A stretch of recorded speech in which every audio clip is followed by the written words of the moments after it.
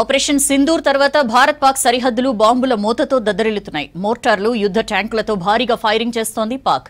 సరిహద్దు ప్రాంతాల్లో 16 మంది ప్రజలు మరణించారని తెలిపింది భారత్. గుజరాత్, రాజస్థాన్, పంజాబ్ సహా ఎల్ఓసీలో పాక్ మిసైల్ అటాక్ ను తిప్పికొట్టింది. లాహోర్లో పాక్ డిఫెన్స్ సిస్టమ్ ను ధ్వంసం చేసింది భారత్.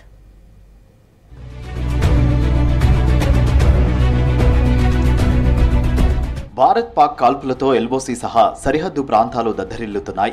ఆపరేషన్ సింధూర్ తర్వాత సరిహద్దుల్లో పెద్ద ఎత్తున మోర్టార్లు, షెల్స్తో దాడులు చేస్తోంది పాక్ సైన్యం.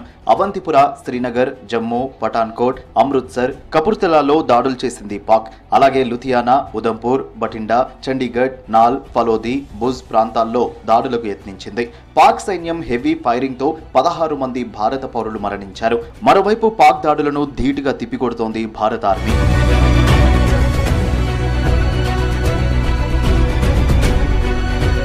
పాక్తో ఉద్రిక్తతల వేళ పంజాబ్ బార్డర్లో గస్తీ ముమ్మరం చేసింది భారత్. సరిహద్దులోని 6 జిల్లాల్లో స్కూళ్లను క్లోజ్ చేశారు అధికారులు. ఫిరోజ్పూర్, పఠాన్కోట్, అమృత్సర్, గురుదాస్పూర్ సహా పలు ప్రాంతాల్లో 72 గంటల పాటు పాఠశాలలకు హాలిడేస్ ఇచ్చారు. పంజాబ్లోని ఎయిర్పోర్ట్లో హై అలర్ట్ ప్రకటించారు.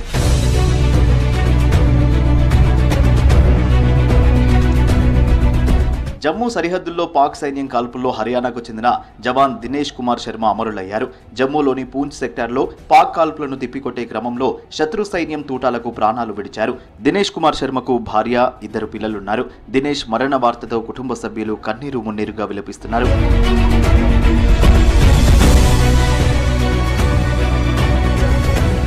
పంజాబ్ సరిహద్దు ప్రాంతంలో ఎయిర్ స్ట్రైక్ కు ప్రయత్నించిన పాక్ కు దిమ్మ తిరిగే షాక్ ఇచ్చింది భారత్. పాక్ వైమానిక రక్షణ వ్యవస్థలను లక్ష్యంగా దాడి చేసినట్లు తెలిపింది సైన్యం. హార్పీ డ్రోన్లను ఉపయోగించి పాక్ ఎయిర్ డిఫెన్స్ సిస్టమ్ ధ్వంసం చేసినట్లు తెలిపింది. బఠిండా, చండీగఢ్, శ్రీనగర్, జమ్మూ, అమృత్సర్, జలంధర్, లుధియానా సహా ఇతర ప్రదేశాల్లో పాక్ ప్రయత్నాలను విఫలం చేసినట్టు తెలిపింది. S-400 డిఫెన్స్ సిస్టంతో పాక్ దాడులను తిప్పికొట్టినట్లు తెలిపింది Indian army.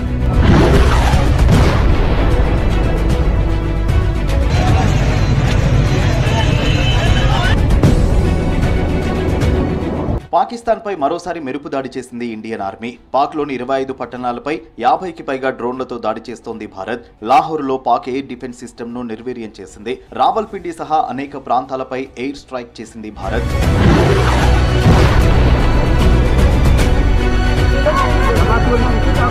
Rajasthan జైపూర్లోని Maan Singh స్టేడియంకు bomb బెదిరింపు కాల్ కలకలం రేపింది. దీంతో పోలీసులు అలర్ట్ అయ్యారు. స్టేడియం మూసేసి తనిఖీలు ముమ్మరం చేశారు. మరోవైపు ఈ నెల 11న ధర్మశాలలో జరగాల్సిన మ్యాచ్ వేదికను మార్చింది బీసీసీఐ.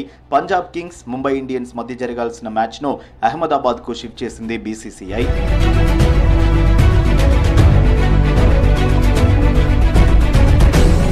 పాకిస్తాన్తో ఉద్రిక్తతల వేళ మరో కీలక నిర్ణయం తీసుకుంది కేంద్రం.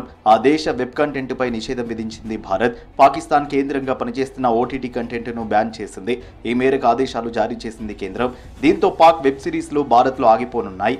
ఆ దేశ సినిమాలు, పాటలు, పాడ్కాస్ట్ సహా మీడియా కంటెంట్ సేవలన్నీ రద్దు కానున్నాయి. ఇప్పటికే ఓటీటీ సంస్థలకు ఆదేశాలు జారీ చేసింది కేంద్రం.